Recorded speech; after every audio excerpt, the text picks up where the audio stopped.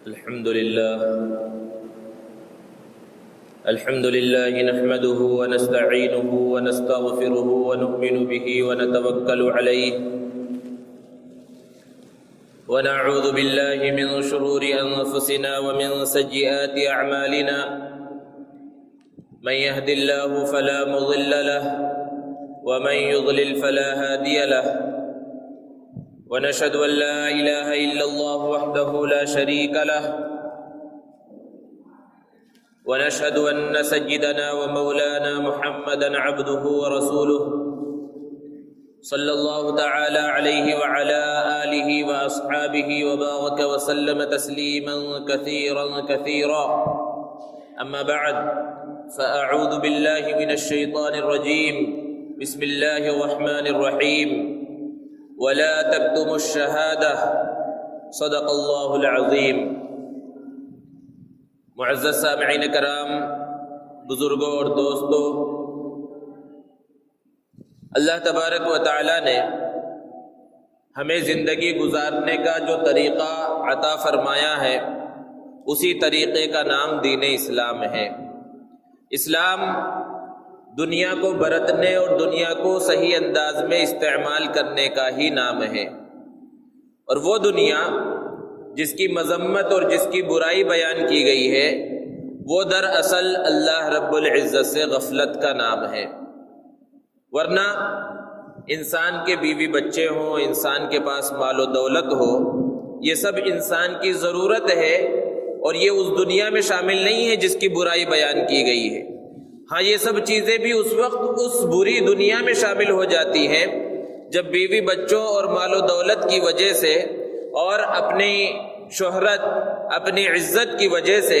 انسان اللہ کے احکامات سے غافل ہو جائے، اس کے دل میں غفلت پیدا ہو جائے، تو پھر یہ اس دنیا میں شامل ہو جاتا ہے جس کی مذمت وارد ہوئی ہے۔ ورنہ حقیقت تو یہ ہے کہ بظاہر وہ چیزیں جو خالص دنیا نظر آتی ہیں، اگر اس میں نیت انسان کی صحیح ہو تو وہ بھی دین بن جاتی ہے، اور اس کے اندر بھی انسان کو ثواب ملتا ہے۔ اللہ کے رسول صلی اللہ علیہ وسلم نے ارشاد فرمایا: من طلب الدنیا حلالا تعففا عن المسألہ وسعیا علی اہلہ وتعطفا علی جارہ لقی اللہ تعالی یوم القیامہ ووجہہ مثل القمر لیلۃ البدر۔ کہ جس شخص نے دنیا کو حاصل کیا، دنیا کو کمایا، اور مقصد اور نیت کیا ہے کہ میں حلال کو حاصل کروں، سب سے پہلی چیز ہے نیت کا صحیح ہونا۔ اور نیت کیسے صحیح ہوگی اور نیت کس کی صحیح ہے یہ انسان خود جان سکتا ہے، وہ کوئی دکھنے والی چیز نہیں ہے۔ تو سب سے بنیادی چیز ہے کہ اس کے اندر نیت صحیح ہو، اور پھر اس کا طریقہ کار بھی صحیح ہو، مال کے کمانے کا، دنیا کو کمانے کا طریقہ بھی صحیح ہو، حلال اور حرام کا لحاظ کیا جائے۔ اسی کو کہا گیا حلالن، کہ حلال کی کوشش کرے، حلال کو طلب کرے، حلال رزق کے پیچھے لگے۔ اور اس کی نیت آگے کیا ہے؟ تاکہ لوگوں کے سامنے ذلیل نہ ہونا پڑے، لوگوں کے سامنے ہاتھ نہ پھیلانا پڑے، یہ مقصد ہے اس کا۔ اور دوسرا مقصد ہے حقوق کو ادا کرنا، جو حقوق اللہ نے اس کے اوپر عائد کیے ہیں، کہ اپنے بیوی بچوں کے رزق کا خیال کرو، ان کے کھانے پینے کی ذمہ داری تمہاری ہے۔ تو ان حقوق کو ادا کرنے کی نیت ہو جو اللہ نے اس پر عائد کیے ہیں، اور ساتھ ہی ساتھ یہ بھی اس کا مقصد ہو کہ اپنے اہل و عیال کو تو میں کھلاؤں گا ہی، اپنے اہل و عیال کی تو فکر کروں گا بھی، اگر محلے میں اڑوس پڑوس میں کچھ ایسے میرے پڑوسی ہیں جو محتاج ہیں، جو مسکین ہیں، غریب ہیں، تو میں ان کا بھی خیال کروں گا۔ وتعطفا علی جارہ، یہ مقصد اگر ہے تو اللہ کے رسول صلی اللہ علیہ وسلم نے خوشخبری سنائی کہ لقی اللہ تعالی یوم القیامہ، کہ جب کل اللہ کے سامنے وہ کھڑا ہوگا، اللہ سے ملاقات کرے گا، تو ووجہہ مثل القمر لیلۃ البدر، تو اس کا چہرہ 14ویں رات کی طرح چمکدار ہوگا۔ اب سوچئے، اللہ کے رسول صلی اللہ علیہ وسلم نے اتنی بڑی خوشخبری جو سنائی ہے کہ اللہ سے ملاقات ہوگی، اللہ کا دیدار ہوگا، اور اس وقت 14ویں رات کی طرح انسان کا چہرہ چمک رہا ہوگا، یہ کس بات پر ہے؟ دنیا کو کمانے پر ہے، لیکن اس کے اندر یہی شرائط ہے کہ صحیح انداز میں کمایا جائے، نیت صحیح ہو۔ تو کہنے کا مقصد یہ ہے کہ انسان دنیا کے اندر جتنی چیزیں کرتا ہے ہر ایک ایسی ہے جس سے وہ اپنے دین کو مضبوط کر سکتا ہے، جس سے وہ ثواب کو حاصل کر سکتا ہے۔ بارہا مثالیں دی جاتی ہے کہ گھڑی ہم پہنتے ہیں، یہ پہننا ہماری ضرورت ہے کہ ہم اس سے اپنے اوقات کو معلوم کریں کہ کتنے بجے ہمیں تجارت کے لیے نکلنا ہے، کتنے بجے ملازمت کے لیے نکلنا ہے اور کتنے بجے کیا کرنا ہے۔ لیکن یہ گھڑی پہننا بھی عبادت بن سکتا ہے، صرف ہم یہ نیت کر لیں کہ اس گھڑی کے ذریعے ہم نمازوں کے اوقات بھی معلوم کریں گے۔ تو یہ گھڑی ہم پہن رہے ہیں، خالص بظاہر دنیاوی چیز ہے۔ بہت سی مرتبہ تو ہم جو ہے خوبصورت نظر آنے کے واسطے پہنتے ہیں، فیشن کے واسطے پہنتے ہیں، لیکن اس پر بھی ثواب ملے گا۔ تو یہ دنیا کے اندر جو چیزیں ہیں، ہمارا کھانا پینا، اللہ کے رسول صلی اللہ علیہ وسلم نے یہ یہاں تک ارشاد فرمایا کہ ایک آدمی محبت سے اپنی بیوی کے منہ میں ایک لقمہ جو ڈالتا ہے وہ بھی ایک صدقہ ہے، وہ بھی ایک طرح کا ثواب ہے، اس کے اندر ثواب حاصل ہوتا ہے۔ تو ہم اپنی زندگی کے اندر جتنی چیزیں ہیں، جتنی چیزوں سے ہمارا واسطہ پڑتا ہے، سب چیزوں کو ہم دین بنا سکتے ہیں۔ اور اسلام اسی کامل اور مکمل دین کا نام ہے کہ ہر جگہ پر اسلام نے ہماری رہنمائی کی ہے، ہر جگہ پر اسلام کی تعلیمات ہمیں ملتی ہیں۔ اب جو ملک کے حالات ہیں ہمارے سامنے، ایک مرحلہ ہے، اہم مرحلہ الیکشن کا مرحلہ ہے، ووٹنگ کا مرحلہ ہے کہ چند دنوں کے اندر، اور یہاں تو ایک ہفتہ بھی باقی نہیں ہے، جبکہ ملک کے اندر الگ الگ مراحل میں تقریباً 1-1.5 مہینے کے اندر یہ پورا مرحلہ مکمل ہوگا۔ تو یہ ایک اہم مرحلہ ہے۔ اب ہمیں یہ سوچنا ہے کہ کیا یہ ووٹنگ کا مرحلہ اور الیکشن کا مرحلہ خالص دنیاوی چیز ہے جس کا اسلام سے یا ہمارے دین سے، ہماری عبادات سے کوئی لینا دینا نہیں ہے؟ ابھی تمہید میں یہ بات آ چکی ہے کہ ہم جو بھی کام کرتے ہیں، دنیا میں جس انداز میں بھی زندگی گزارے، اس کا ہمارا، چونکہ ہم اللہ کے نام لینے والے ہیں، اسلام کو ماننے والے ہیں، کوئی عمل یوں ہی خالص دنیاوی نہیں ہوتا، ہر چیز کے اندر دین کی رہنمائی، اسلام کی جانب سے رہنمائی ملتی ہے۔ دوستو، الیکشن کا بگل بج چکا ہے، ہر طرف پرچار ہو رہے ہیں، اشتہارات آپ کو نظر آ رہے ہیں، اور امیدوار گلی گلی، قریہ قریہ، محلے محلے پہنچ رہے ہیں، بلکہ ایسے گلیوں میں اور ایسے علاقوں میں بھی پہنچ رہے ہیں جہاں بڑے لوگ، یعنی جو اپنے آپ کو بڑا سمجھتے ہیں اور اونچی سوسائٹی والا اور اچھے اسٹیٹس والا سمجھتے ہیں، وہ ان علاقوں میں جانا اپنی بے عزتی سمجھتے ہیں۔ لیکن ایسے ماحول میں چونکہ انہیں ضرورت ہے تو ووٹ کا کشکول لے کر امیدوار جو بڑے بڑے مالدار ہیں، بڑے بڑے اسٹیٹس والے ہیں، وہ ایسے گلی محلوں میں بھی پہنچ رہے ہیں جو گندگی کے اندر مشہور ہے کہ یہ بڑا گندا علاقہ ہے، یہاں صاف صفائی نہیں ہے، ستھرائی نہیں ہے، لیکن چونکہ اپنا مقصد پورا کرنا ہے تو وہ وہاں پر بھی نظر آ رہے ہیں، وعدے ہو رہے ہیں، وعیدیں ہو رہی ہیں، ایک دوسرے پر بہتان ترازیاں ہو رہی ہیں، ایک دوسرے کو گالیاں دی جا رہی ہیں، سب کچھ اب چل رہا ہے۔ ایسے حالات سے ہم گزر رہے ہیں اور ایسے وعدے کیے جا رہے ہیں، ایسا محسوس ہوتا ہے کہ اگر یہ امیدوار جیت گیا تو ہر ایک کے گھر سے دودھ اور شہد کی نہریں جاری ہو جائیں گی، اور بڑے بڑے وعدے ہیں، وعیدیں ہیں، مختلف چیزیں ہیں۔ دوستو، ہماری ذمہ داری کیا ہے؟ اللہ رب العزت نے قرآن مجید کے اندر ارشاد فرمایا، ایک اصول کو بیان فرمایا ہے ہر چیز کے اندر، تعاونوا علی البر والتقوی ولا تعاونوا علی الاثم والعدوان، کہ تم نیک کام کی، اچھے کام کی مدد کرو اور گناہ اور ظلم کی بالکل بھی مدد نہ کرو۔ اب یہ الیکشن کا مرحلہ ہے اور جمہوریت، ہمارے ملک کے اندر جمہوریت ہے جسے ڈیموکریسی کہا جاتا ہے۔ بہت سے لوگ ہیں جو یہ کہیں گے کہ بھئی جمہوریت اسلامی چیز نہیں ہے، اور یہ بالکل صحیح بات ہے، یہ اسلامی چیز نہیں ہے، کیونکہ اسلام جس حکومت کو چاہتا ہے وہ نظام خلافت ہے، جس کو خلفائے راشدین نے قائم کیا تھا، اور اس کے بعد ایک زمانے تک وہ خلافت کا سلسلہ چلتا رہا۔ لیکن جو بھی کہیے، ہماری بدعمالیاں کہیے یا جو بھی کہیے، اس نظام خلافت کا خاتمہ ہوا، اور اب آج تقریباً دنیا کے اندر جس حکومت کو پسند کیا جاتا ہے وہ جمہوریت کی حکومت ہے، اور ہندوستان ہمارا سب سے بڑا جمہوری ملک کہلاتا ہے۔ اب اگرچہ یہ اسلامی نہیں ہے، لیکن اس کے اندر جو خرابیاں ہیں، ہمارے اندر یہ طاقت اب نہیں ہے کہ ہم ان خرابیوں کو جو ہے ختم کر سکے۔ اس کے ساتھ ہی اب ہمیں زندگی گزارنا ہے، جب تک کہ یہ حالات رہیں گے تو اس سے کٹ جانا اور یہ کہہ لینا کہ بھائی سب اللہ کے حوالے چھوڑ دو، یہ بہت بڑی غلط فہمی ہے۔ ایسی چیزیں جہاں اسباب موجود ہوں وہاں صرف توکل سے کام نہیں چلتا. ہاں جہاں سبب ہی موجود نہیں ہے، انسان کچھ کر ہی نہیں سکتا، تو وہاں تو بہرحال صرف دعا سے کام چلے گا. لیکن جہاں سبب موجود ہو وہاں خالی دعا سے کام نہیں چلے گا، وہاں سبب کو اختیار کرنا پڑے گا. اب ہم اس جمہوریت کا ایک حصہ ہیں، اور الیکشن اور ووٹنگ اس جمہوریت کا ایک عمل ہے. ایک مسلمان اس سے اپنے آپ کو الگ نہیں کر سکتا. ہو سکتا ہے آپ کو کچھ ایسے لوگ ملے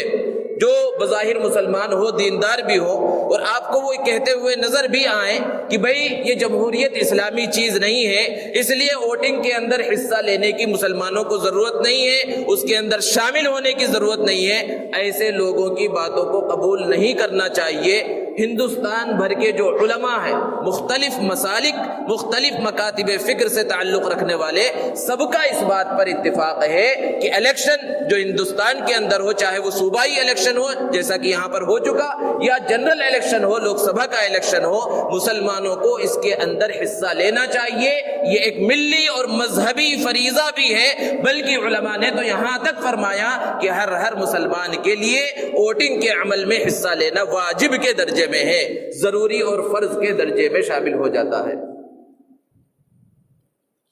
دوستو،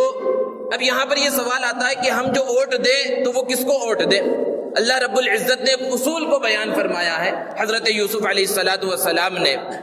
مصر میں اس وقت کہا تھا اجعلنی علی خزائن الارض انی حفیظ علیم، کہ مجھے اس زمین کے خزانوں کا مالک بناؤ، مجھے یہاں کا ذمہ دار بناؤ، مجھے عمارت سونپ دو، کیونکہ میں اچھی طرح نگرانی کرنے والا ہوں، اس کی حفاظت کرنے والا ہوں، اور مجھے ان چیزوں کا علم بھی ہے. دو بنیادی چیزیں امیدوار میں ہونا ضروری ہے. ایک ہے اہلیت، کہ اس کے اندر اس چیز کی صلاحیت ہو جس چیز کے لیے اس کو منتخب کیا جا رہا ہے. ہم کس لیے ایک امیدوار کو منتخب کر کے پارلیمنٹ میں بھیجتے ہیں؟ کہ وہ ہماری ضروریات کو پارلیمنٹ میں جا کر بیان کرے، تو اس کے اندر اس بات کی صلاحیت بھی ہو کہ وہ وہاں جا کر بول سکے، ہماری جو کمیاں ہیں، ہماری جو ضرورتیں ہیں، ان ضرورتوں کو وہاں پر پیش کر سکے. تو سب سے بنیادی چیز ہے اہلیت کا ہونا. لیکن جمہوریت کی ایک بڑی خرابی یہ ہے کہ اس کے اندر امیدوار بننے کے واسطے، ایم ایل اے اور ایم پی کا امیدوار بننے کے واسطے تعلیم کی کوئی قید نہیں ہے. اس لیے یہ ایک بہت بڑا ڈیٹا ہے اور بہت بڑی جو کہہ سکتے ہیں کہ پہلے سے یہ چلا آ رہا ہے کہ 50% سے زیادہ ایسے لوگ جیت جاتے ہیں جو پڑھنا لکھنا جانتے ہی نہیں اور جنہوں نے بنیادی تعلیم بھی حاصل نہیں کی ہے، اور بہت سے وہ ہیں جو اپنے قلم سے، ہاتھ سے دستخط تک نہیں کر سکتے. ایسے لوگ بھی جیت جاتے ہیں. اب ذرا بتائیے کہ ان کے اندر کیا اہلیت ہو سکتی ہے کہ وہ ملک کو چلا سکے، یا ہماری جو ضروریات ہیں، اپنی قوم کی جو ضروریات ہیں، اپنے علاقے کی جو ضروریات ہے وہ وہاں رکھ سکے. تو بنیادی چیز ہے امیدوار کے اندر اہلیت کا ہونا. قرآن نے اس اصول کو بیان کیا. اور دوسری اہم چیز ہے امانت کا ہونا. امانت اور دیانت یہ بنیادی شرط ہے کہ ایک انسان امانت دار ہو، دیانت دار ہو. اب ہم یہ کہہ سکتے ہیں کہ بھئی آج کے سیاست میں اور پولیٹکس میں کون امانت دار ہے؟ یہاں تو جتنے امیدوار نظر آ رہے ہیں سب کے اندر کچھ نہ کچھ کمیاں ہیں، ہر ایک کے اندر کچھ نہ کچھ خرابیاں ہیں، اور ہر ایک لوٹنے کی فکر میں لگا ہوا ہے. لوگ ایسی باتیں بولتے ہیں، سمجھتے ہیں، مشاہدہ، حالانکہ ہر ایک ایسے نہیں ہے، کچھ نہ کچھ اچھے لوگ بھی ہیں. تو اسلام کا ہی ایک اصول ہے، ایک قاعدہ ہے، احون البلیتین، کہ جہاں خراب چیزیں ہی جمع ہو جائیں، اچھی چیز موجود ہی نہ ہو، تو ہمیں شریعت نے یہ کہا ہے کہ کم خراب کون سی چیز ہے اس کو اختیار کیا جائے. کہ دو راستے ہیں مثال کے طور پر، ایک راستہ ادھر سے ہے دروازہ، اور ایک دروازہ ادھر سے ہے. ایک طرف بھی جو ہے پریشانی ہے، بڑا سانپ بیٹھا ہوا ہے، اور ایک طرف بھی ہے لیکن چھوٹا سانپ بیٹھا ہوا ہے. اب ہمیں کہیں نہ کہیں سے ضرور نکلنا ہے. تو جدھر بڑی پریشانی ہے اس سے بچ کر کے ہو سکتا ادھر بڑا سانپ ہے، یہ جلدی حملہ کرے گا، اس کا زہر خطرناک ہے، اس کو چھوڑ کر چھوٹے دروازے سے نکلا جائے، چھوٹی مصیبت کو اختیار کیا جائے. یہ شریعت کہتی ہے. ایسا نہیں ہے کہ نہیں بس اب قید ہو کے رہ جاؤ، اب باہر ہی نہیں نکلنا ہے. اگر کئی مصیبتیں جمع ہو جائیں، کئی خرابیاں جمع ہو جائیں، تو شریعت ہمیں یہ حکم بتلاتی ہے کہ ان میں سے کم پریشان کرنے والا کون ہے، چھوٹا ظالم کون ہے، کم پریشانی دینے والا کون ہے، اس کو اختیار کیا جائے. اور دوستو، جیسے جیسے زمانہ آگے بڑھ رہا ہے، الیکشن جو ملک کے اندر ہو رہے ہیں ان کی اہمیت اور زیادہ بڑھتی جا رہی ہے. آج جو خطرات ہیں خاص طور پر پورے ہندوستان کو کہ حضرت مولانا ابو الحسن علی میاں ندوی رحمۃ اللہ علیہ نے اپنے زمانے میں فرمایا تھا کہ اس ملک کے اندر ہندو، مسلمان، سکھ، عیسائی سب ایک کشتی کے سوار ہے، اگر کسی ایک کو بھی تکلیف پہنچے گی تو پورے ملک کو تکلیف پہنچے گی۔ ایسا نہیں ہے کہ مسلمان کو تکلیف پہنچا کے پورا ملک جو ہے سکون میں رہے گا، یا کسی خاص کمیونٹی کو تکلیف پہنچا کر جو ہے ملک ترقی کرے گا، ایسا نہیں ہو سکتا ہے۔ ہر ایک کو کچھ نہ کچھ پریشانی ہے، لیکن جو مسلمانوں کے لیے جو پریشانیاں اور جو خطرات آگے نظر آ رہے ہیں، جس کو علماء اور دانشور وقتاً فوقتاً بیان کر رہے ہیں، اس میں ایک بڑا خطرہ جو ہے وہ یکساں سول کوڈ کا ہے کہ ہندوستان کا جو دستور ہے، اس دستور کے اندر ایک بات یہ لکھی ہوئی ہے کہ یہاں کے جو شہری ہیں، جو بھی شہری ہیں، وہ ایک طرز زندگی کو اختیار کریں، ایک طرح سے رہیں۔ جبکہ ہندوستان کے دستور میں یہ بات بھی لکھا ہوا ہے کہ یہاں ہر مذہب کے ماننے والوں کو مذہبی آزادی رہے گی، وہ اپنے اعتبار سے جس طرح چاہے زندگی گزاریں۔ تو جہاں تک دوسرے مذاہب کے لوگوں کی بات ہے، ان کے مذہب میں تو اتنی تبدیلیاں ہو چکی ہیں، ایک اور تبدیلی ہو جائے تو انہیں کوئی خاص فرق نہیں پڑے گا۔ لیکن مسلمان کی یہ شان ہے کہ 1400 سال سے وہ اپنی اصل حقیقت کے ساتھ، اپنی پوری پہچان کے ساتھ دنیا کے کسی بھی علاقے میں ہو، کسی بھی خطے میں ہو، وہ اسی طرح زندگی گزارتے آ رہا ہے۔ اس کی اپنی پہچان ہے، اس کی مسجدیں ہیں، اس کے مینارے ہیں، ساری چیزیں ہیں، اپنی پہچان کے ساتھ باقی ہے۔ خدا نخواستہ اگر قانون کے اندر اور دستور کے اندر تبدیلی ہو گئی اور یکساں سول کوڈ نافذ ہو گیا تو یہ مسلمانوں کے لیے بڑے خطرے کی گھنٹی ہوگی۔ اس لیے بھی الیکشن اہمیت کا حامل ہے کہ ایسے لوگوں کو آپ پارلیمنٹ کے اندر پہنچائے جو اس قانون کی، اس دستور کی حفاظت کر سکے اور ہر ایک کو مذہبی آزادی باقی رہے، مذہبی آزادی کا خاتمہ نہ ہو۔ اور دوسری چیز جو اہم چیز ہے کہ مسلمانوں کو مائنورٹی کہا جاتا ہے کہ اقلیت میں، اسی طرح بہت ساری اقلیتیں ہیں۔ لوگوں کی یہ سازش ہے، ان کا یہ نظریہ ہے، اور آپ نے بیانات میں ابھی چند دنوں میں سنا بھی ہوگا، بار بار یہ کہا جا رہا ہے کہ ہو سکتا ہے یہ آخری الیکشن ہو، تو مسلمانوں کو جو ووٹ دینے کی طاقت ہے، اور ہر کمیونٹی کو اور ہندوستان کے ہر شہری کو جو بھی جس کے پاس جو ہے آئی ڈی کارڈ موجود ہے، اسے ووٹ دینے کی طاقت ہے، ووٹ دینے کا اختیار ہے، اس اختیار کو چھیننے کی بھی ایک سازش ہے۔ تو ایسے لوگوں کو پہنچایا جائے جو اس قانون میں تبدیلی نہ کر سکے اور یہ ووٹ دینے کا اختیار ہمیں باقی رہے۔ کہیں کل ایسا دن نہ آ جائے کہ ہم سے ووٹ دینے کا اختیار چھین لیا جائے اور پھر ہم عدالتوں کے چکر لگاتے پھرے کہ ہمیں ووٹ دینے کا اختیار دیا جائے۔ تو جب ہمارے اندر یہ طاقت ہے اور ابھی اللہ نے ہمیں یہ اختیار دیا ہے کہ ہم آزادی کے ساتھ، آسانی کے ساتھ اپنے اس حق کو اختیار کر سکتے ہیں، تو اس کو صحیح جگہ کے اوپر اختیار کریں۔ اب جو یہ ووٹ ہمیں دینا ہے، اس کی شرعی حیثیت کیا ہے؟ علماء نے بیان فرمایا اس کی 4 حیثیتیں ہیں۔ سب سے پہلی حیثیت ہے شہادت کی، گواہی کی، یعنی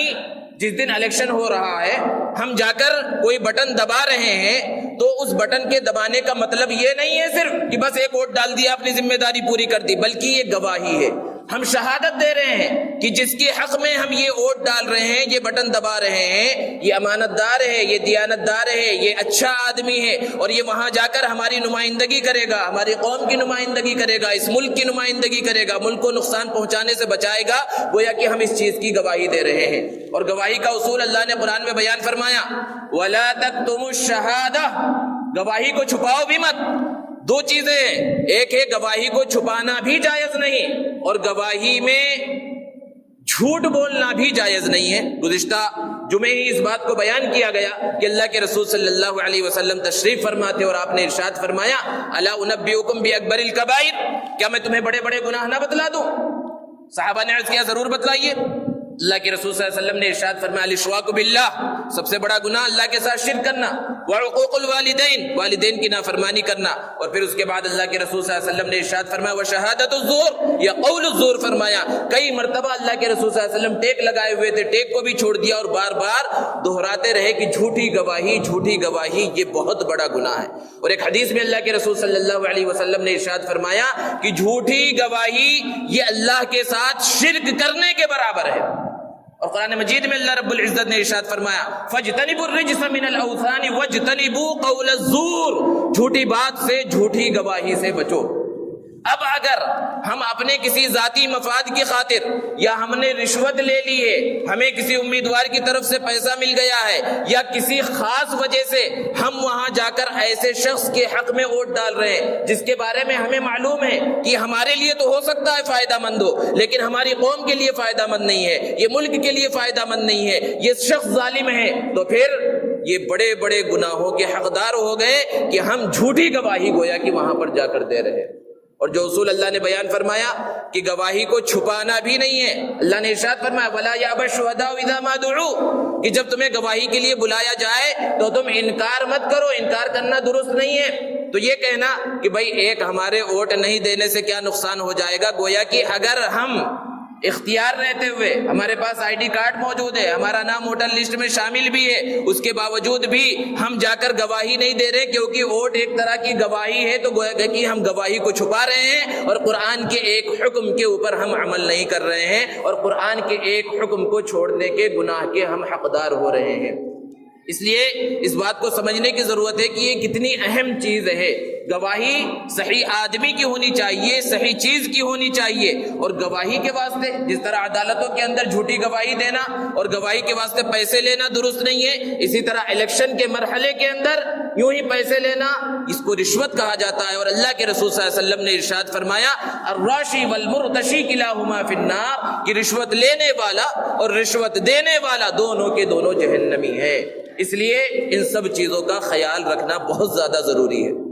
تو پہلی حیثیت ہے شہادت کی اور گواہی کی، کہ ووٹ ایک شہادت ہے اور گواہی ہے، اور اس کی کتنی اہمیت ہے اور کتنے صحیح انداز میں اس کا اختیار اس کو جو ہے استعمال کرنا ہے۔ اور دوسری چیز جو علماء نے بیان فرمائی کہ یہ ووٹ ایک طرح کی سفارش ہے، اور سفارش کے بارے میں اللہ نے قرآن میں اصول بیان فرمایا من یشفع شفاعتا حسنتا یکن له نصیب منها ومن یشفع شفاعتا سیئتا یکن له کفل منها، کہ اگر اچھے آدمی کی سفارش کرو گے تو اس کا ثواب ملے گا، برے آدمی کی سفارش کرو گے تو اس کا گناہ ملے گا۔ تو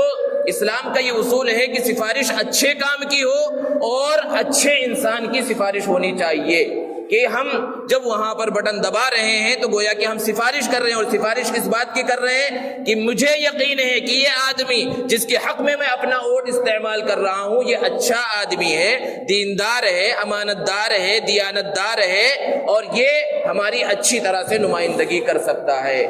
اگر ہم صحیح آدمی کی سفارش کر رہے ہیں تو اللہ کی ذات سے امید ہے یہ ہم نیک کام، یہ عبادت کے اندر یہ ساری چیزیں شامل ہے۔ گواہی دینا ایک عبادت ہے، کسی کی اچھی سفارش کرنا یہ عبادت ہے۔ ہمارے اس عمل کی وجہ سے وہ امیدوار جب الیکشن کا نتیجہ ہے چاہے جیتا ہو یا ہارا ہو، اگر ہم نے صحیح گواہی دی تھی، صحیح آدمی کی سفارش کی تھی تو ہمیں ثواب مل جائے گا چاہے وہ ہار گیا ہو۔ لیکن ہم نے غلط گواہی دی تھی، غلط آدمی کی سفارش کی تھی اور وہ جیت بھی گیا تو بھی ہمارا نقصان ہے، دنیاوی اعتبار سے چاہے فائدہ ہو جائے اس کے جیتنے کی وجہ سے، لیکن چونکہ اس کی وجہ سے مسلمانوں کا، قوم کا، ملک کا نقصان ہو رہا ہے تو وہ ہمارے لیے نقصان دہ ہی ہے۔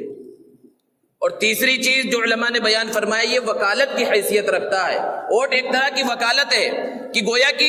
جس کے حق میں ہم ووٹ ڈال رہے ہیں اس کو اپنا وکیل بنا رہے ہیں۔ اپنے جو مقدمات ہوتے ہیں اس میں ہم وکیل کیسا چنتے ہیں، کسی ایرے غیرے کو وکیل نہیں منتخب کر لیتے، بلکہ یہ سوچتے ہیں کہ بھائی اس شہر کا سب سے اچھا وکیل کون سا ہے، کون ہے جو ہمیں ہمارے مقدمے کو جتا سکے۔ ایسے چاہے اس کے لیے ہم یہ تک کہتے ہیں بھائی چاہے جتنا پیسہ خرچ کرنا پڑے اچھے سے اچھا وکیل ملنا چاہیے، ہمارا مقدمہ اچھے انداز میں لڑنا چاہیے۔ تو جب ہم اپنے ذاتی مقدمات کے واسطے اور ذاتی چیزوں کے واسطے کسی ایرے غیرے آدمی کو منتخب نہیں کر لیتے بلکہ اچھے سے اچھا وکیل منتخب کرتے ہیں، تو یہ الیکشن کا جو مرحلہ ہے یہ صرف ہمارا ذاتی چیز نہیں ہے، یہ صرف ہمارے علاقے کی چیز نہیں ہے، اس سے ملک کی پوری تقدیر جو ہے بدل جاتی ہے۔ تو وہاں پر کیا ایرے غیرے وکیل کو بھیج دیں گے، بلکہ اچھے سے اچھے وکیل کو بھیجنا چاہیے کہ جو آدمی وہاں جا کر ہماری وکالت کر سکے اور کہہ سکے کہ ہاں میں فلاں قوم کا نمائندہ ہوں، میں جس علاقے سے جیتا ہوں ہر طرح کے لوگ رہتے ہیں اور میری اوپر سب کی ذمہ داری ہے سب کی ضروریات کو میں پورا کروں۔ اسی طرح اور ایک حیثیت اس ووٹ کی وہ مشورے کی ہے کہ ہم جسے اپنا امیدوار چنتے ہیں اور جس کے حق میں اپنا ووٹ استعمال کرتے ہیں گویا کہ ہم اسے اپنا مشیر بنا رہے ہیں اپنی جانب سے کہ یہ جا کر ہماری طرف سے مشورہ دے۔ وہاں پر اسے وکیل بنایا گیا، اسے مشیر بنایا گیا، تو وکیل اور مشیر اچھے سے اچھے آدمی کو اور صلاحیت مند آدمی کو منتخب کیا جاتا ہے، بنایا جاتا ہے۔ دوستو یہ ووٹ کی مختلف حیثیتیں ہیں، جس کا اعتبار کرنا اور جس کا اختیار کرنا اور جس کی رعایت کرنا ہر مسلمان کے واسطے بہت زیادہ ضروری ہے۔ اور اگر ان چیزوں کی رعایت نہیں کی گئی اور یوں ہی اپنے ووٹ کو بیکار کر دیا گیا تو دنیاوی اعتبار سے جو نقصان ہے وہ تو نقصان ہے ہی ہے، اخروی اعتبار سے اور شرعی اعتبار سے بھی انسان گناہ کا مستحق ہو جاتا ہے۔ اس لیے ضرورت اس بات کی ہے کہ جو الیکشن آنے والا ہے اس کے اندر بہت ہی زندہ دلی کا ثبوت دیا جائے، اپنی ذمہ داری کا ثبوت دیا جائے۔ حالانکہ مسلمان 70 سال اس ملک کو آزاد ہوئے ہو گئے ہیں، ہر معاملے میں ہر چیز میں پچھڑا ہوا نظر آتا ہے۔ آج کی آپ تاریخ اٹھا کر دیکھیں اور جو الیکشن مختلف مراحل میں ہو رہے ہیں اس کے اندر مسلمانوں کی حصہ داری دیکھیے کہ ایک بہت بڑا طبقہ، اب یہاں پر جو مجمع موجود ہے یہ صرف اپنا محاسبہ کر لے کہ اس میں سے کتنے لوگ ہیں جو 18 سال کی عمر سے زیادہ کے ہو چکے ہیں اور جن کو اختیار ہے کہ وہ ووٹ ڈالے لیکن ان کے آئی ڈی کارڈ بنے ہوئے نہیں ہیں۔ کیا یہ ہر ایک کی ذمہ داری نہیں ہے، اپنی ذمہ داری نہیں ہے؟ 50% مسلمان تو ایسے ہیں، یہ تاریخ بتلاتی ہے اور یہاں کے جو ریکارڈ ہیں وہ بتلاتے ہیں کہ 50% مسلمان ایسے ہیں جن کا نام ووٹر لسٹوں میں شامل ہی نہیں ہے، یا تو ووٹر لسٹوں میں نام شامل کیا گیا تھا، کسی وجہ سے نکال دیا گیا لیکن ہم نے کوشش نہیں کی، لیکن اب تو وہ وقت آ چکا ہے کہ اب آئی ڈی کارڈ بن نہیں سکتا کیونکہ الیکشن بالکل سر پر ہے۔ اس کے بعد بھی جن کے آئی ڈی کارڈ بنے ہوئے ہیں اور جن کو ووٹ دینے کا اختیار ہے، جن کا نام ووٹر لسٹ میں شامل ہے، مسلمانوں کے جو علاقے ہوتے ہیں اس کی جب رپورٹ آتی ہے کہ 40 سے 50% لوگ ہی صرف ووٹ ڈالتے ہیں، یعنی پہلے 100 میں سے 50 لوگ تو ووٹ ڈالنے کے مرحلے میں ہی نہیں تھے، اپنا آئی ڈی کارڈ ہی نہیں بنوایا، پھر جو 50 لوگ ہیں اس میں سے بھی 20-25 لوگ ہی صرف ووٹ ڈالتے ہیں۔ یہ ہماری جو ہے دور اندیشی کا عالم ہے، اور ہم پھر باتیں بڑی بڑی کرتے ہیں کہ اس ملک کو سدھرنا چاہیے، ملک کے حالات کو صحیح ہونا چاہیے، جبکہ دوسری جتنی قومیں ہیں چاہے وہ اقلیت میں ہو، مائنورٹیز میں ہو، ان کی آپ جو ہے ان کے ڈاٹا کو اٹھا کر دیکھیے تو 70 سے 75% وہ ووٹ ڈالتے ہیں، ووٹ کاسٹ کرتے ہیں۔ مسلمانوں کا حال یہ ہے کہ 40 سے 50% کے اندر سمٹ کر رہ جاتے ہیں۔ تو ایک بنیادی ضرورت اس بات کی بھی ہے کہ 100% ووٹ ڈالنے کی کوشش کرنا چاہیے، اور یہ بہت اہم فریضہ ہے۔ اور یہ مساجد ایسی جگہ ہیں، یہ علماء وہ کسی پارٹی کے بارے میں اپیل جاری نہیں کرتے اور کسی خاص امیدوار کی، بلکہ اسلام کی جو تعلیمات ہیں، اصول کیا بیان کیا گیا ہے، اس اصول کی روشنی میں آپ دیکھیں کہ کون سا امیدوار، کس پارٹی کا امیدوار اس علاقے کے واسطے اور ہمارے ملک کے واسطے زیادہ مناسب ہو سکتا ہے، اس کو چنیں، اس کو اختیار کریں، اس کے حق میں اپنے ووٹ کا استعمال کریں۔ اور سب سے اہم چیز اور سب سے اصل چیز ہے وہ رجوع اللہ ہے، اللہ تبارک و تعالیٰ کے سامنے رونا، گڑ گڑانا۔ آج ہمارا حال یہ ہو گیا کہ بڑے سے بڑا مرحلہ بھی پیش آ جاتا ہے لیکن اللہ کی طرف رجوع نہیں کرتے۔ ہم بارہا سنتے ہیں مسلمانوں پر یہاں پر ظلم ہوا، وہاں پر ظلم ہوا، لیکن اس کے باوجود بھی جو ہے ہم اللہ کی طرف رجوع نہیں کرتے۔ تو سب سے اہم چیز ہے دعاؤں میں اللہ رب العزت سے مانگے